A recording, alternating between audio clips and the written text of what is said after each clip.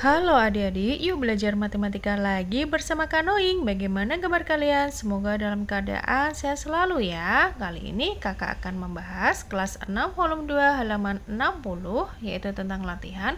Silakan adik-adik simak dan perhatikan dan dukung terus channel kakak dengan cara like dan subscribe. Terima kasih. Baik, adik-adik mari kita buka halaman 60 ya, yaitu tentang latihan. Kerjakan soal berikut dengan tepat. Nomor 1. Tentukan luas dari gambar-gambar di bawah ini. Kita lihat pada gambar nomor 1, yaitu sebuah lingkaran atau satu lingkaran. Nah, luas lingkaran sama dengan jari-jari kali jari-jari kali pi. Nah, di sini kakak menggunakan pi-nya yaitu 3,14. Nah, apabila di sini diketahui diameternya yaitu 12, berarti jari-jarinya yaitu dibagi 2. 12 dibagi 2 yaitu 6. Berarti jari-jarinya di sini ada 6 cm. Nah, setelah itu baru kita cari luas lingkarannya. Jari-jari kali jari-jari kali pi. 6 kali 6 kali 3,14 sama dengan 113,04 cm persegi. Selanjutnya kita lihat pada gambar nomor 2. Gambar nomor 2 menunjukkan 1/4 lingkaran. Nah, kalau kita mencari luasnya sama dengan luas 1/4 lingkaran ya sama dengan 1/4 kali jari-jari kali jari-jari kali pi, atau bisa ditulis jari-jari kali jari-jari kali pi dibagi 4. Nah, kita lihat pada jari-jarinya. Di sini diketahui untuk jari-jarinya yaitu 5 cm. Berarti kalau kita mencari luas 1/4 lingkaran tersebut sama dengan 5 kali 5 kali 3,14 dibagi 4. Ingat ya, di sini luas lingkarannya hanya 1/4-nya saja. Berarti dibagi 4. Nah, kita hitung. 5 kali 5 kali 3,14 dibagi 4. Hasilnya adalah 19,625 cm persegi. Nah, selanjutnya kita lihat pada nomor 3. Nomor 3 adalah setengah lingkaran yang jumlahnya ada 4. Berarti kalau kita gabungkan 2 setengah lingkaran digabungkan menjadi 1 lingkaran. Berarti gambar tersebut ada 2 lingkaran. Nah, untuk mencari luasnya sama dengan luas lingkaran dikali 2 atau jari-jari kali jari-jari kali 3,14 dikali 2. Nah, di sini apabila diketahui jari-jarinya 2 cm, berarti luas 2 lingkaran tersebut sama dengan 2 kali 2 kali 3,14 kali 2. Nah, 2-nya di sini adalah 2 lingkaran ya. Kita hitung 2 kali 2 kali 3,14 kali 2. Hasilnya adalah 25,12 cm persegi. Selanjutnya kita ke nomor 2. Ambillah 2 kartu dari 4 kartu bilangan, yaitu kartu 1, kartu 2, kartu 3, dan kartu 4. Kemudian buatlah bilangan dengan 2 angka. Nah, adik-adik, di sini kita disuruh ambil 2 kartu dari 4 kartu bilangan. Nah, misalnya kita tulis ya. Kartu 1 dan 2, kartu 1 dan 3, kartu 1 dan 4, kartu 2 dan 1, 2 dan 3, 2 dan 4, 3 dan 1, 3 dan 2, 3 dan 4, kartu 4 dan 1, 4 dan 2, 4 dan 3. Nah, apabila kita jumlahkan, berarti di sini ada 12 kombinasi 2 kartu.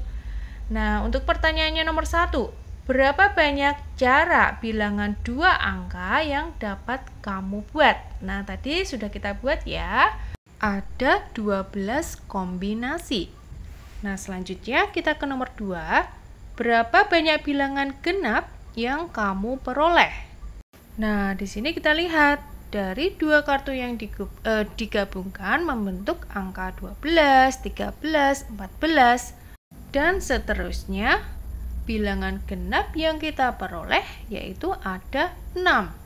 Terdiri dari 12, 14, 24, 32, 34, dan 42. Nah, selanjutnya kita ke nomor 3. Berapa banyak bilangan yang lebih besar dari 30? Kalau kita lihat dari angka di atas ya, ada 6 bilangan yang lebih besar dari 30, yaitu 31, 32, 34, 41, 42, dan 43. Dalam suatu kompetisi basket terdapat 6 tim yang bertanding. Berarti kalau kita jabarkan ada tim 1, tim 2, tim 3, tim 4, dan tim 6 ya. Nah, pertanyaannya nomor 1. Jika kamu melakukan kompetisi dengan aturan round robin, berapa banyak pertandingan yang dimainkan? Nah, adik-adik tahu tentang aturan round robin, yaitu kompetisi di mana setiap kontestan bertemu dengan setiap peserta lain dan biasanya secara bergantian. Maksudnya di sini adalah dalam sistem round robin, setiap tim akan bertanding melawan setiap tim lainnya 1 kali. Jika ada 6 tim yang bertanding, maka jumlah pertandingannya yang dimainkan dapat dihitung dengan rumus kombinasi. Nah, misalnya kalau kita menggunakan rumusnya ya, dengan jumlah tim yaitu ada 6 tim, maka jumlah pertandingan yang dimainkan adalah 6 kali kurung buka 6 dikurangi 1 kurung tutup dibagi 2 atau per 2 ya. Nah, di sini 6 dikurangi 1. Kita hitung di dalam kurungnya dulu ya, yaitu 5. Berarti 6 kali 5 per 2. 6 kali 5 yaitu 30 per 2 atau dibagi 2. 30 dibagi 2 yaitu 15. Maka ada 15 pertandingan yang akan dimainkan dalam kompetisi dengan 6 tim dengan menggunakan sistem round robin. Nah, sekarang kita lanjutkan ke pertanyaan nomor 2. Jika kamu melakukan kompetisi dengan aturan knockout, berapa banyak pertandingan yang dimainkan? Dalam aturan knockout bisa dikatakan seperti eliminasi langsung ya. Misalnya, pada kompetisi basket dengan sistem knockout atau eliminasi langsung, setiap tim yang kalah akan langsung tereliminasi dari pertandingan dan terus berlanjut sampai ada 1 tim yang menjadi juara. Nah, adik-adik, misalnya jika kita menghitung berapa banyak pertandingan yang dimainkan, kita bisa mengikuti logika berikut ya. Ada 6 tim yang ikut kompetisi. Pada setiap pertandingan, 1 tim menang dan 1 tim kalah. Kita bisa lihat ya pada tabel berikut. Apabila tim 1 berlawan dengan tim 2, tim 3 lawan dengan tim 4, tim 5 lawan dengan tim 6, pasti mereka ada salah satu yang menang. Nah, misalnya tim 1 dan tim 2, ternyata yang menang adalah tim 2. Tim 3 dan tim 4 yang menang adalah tim 3. Itu misalnya ya. Nah, sekarang kalau tim 5 lawan tim 6, misalnya yang menang tim 5. Berarti masih ada 3 tim yang tersisa. Nah, selanjutnya tim menang akan berlawan dengan tim menang. Misalnya tim 2 lawan dengan tim 3. salah satu ada yang menang, misalnya tim 3 yang menang. Kemudian akan berlawanan dengan tim 5. Jadi dalam pertandingan tersebut, bila kita hitung ada 5 pertandingan. Intinya, setelah setiap pertandingan, satu tim tereliminasi sehingga jumlah tim yang tersisa berkurang 1 setiap kali. Nah, seperti itu ya jika menggunakan aturan knockout.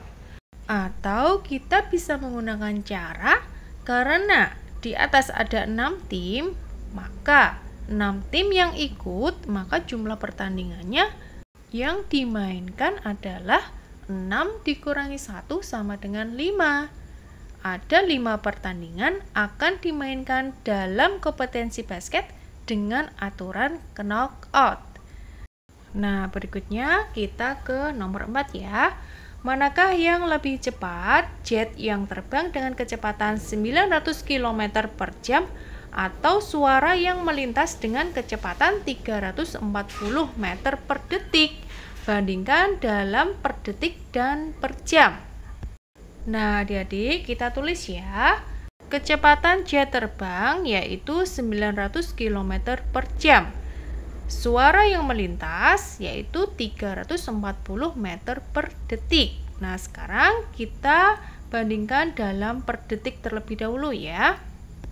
Untuk jet yang terbang dengan kecepatan 900 km per jam, kita ubah menjadi menit per detik. Caranya, 900 km kita jadikan meter, yaitu 900.000 ya. Kemudian kita bagi, karena di sini per jam kita ubah menjadi per detik, maka kita bagi 60 untuk per menitnya dan dibagi lagi 60 untuk per detiknya. Jadi 900.000 dibagi 60 menit dibagi 60 detik. Hasilnya adalah 250 meter per detik. Nah, untuk suara yang melintas tetap ya kecepatannya yaitu 340 meter per detik. Jika kita jadikan per detik sama yaitu 340 meter per detik.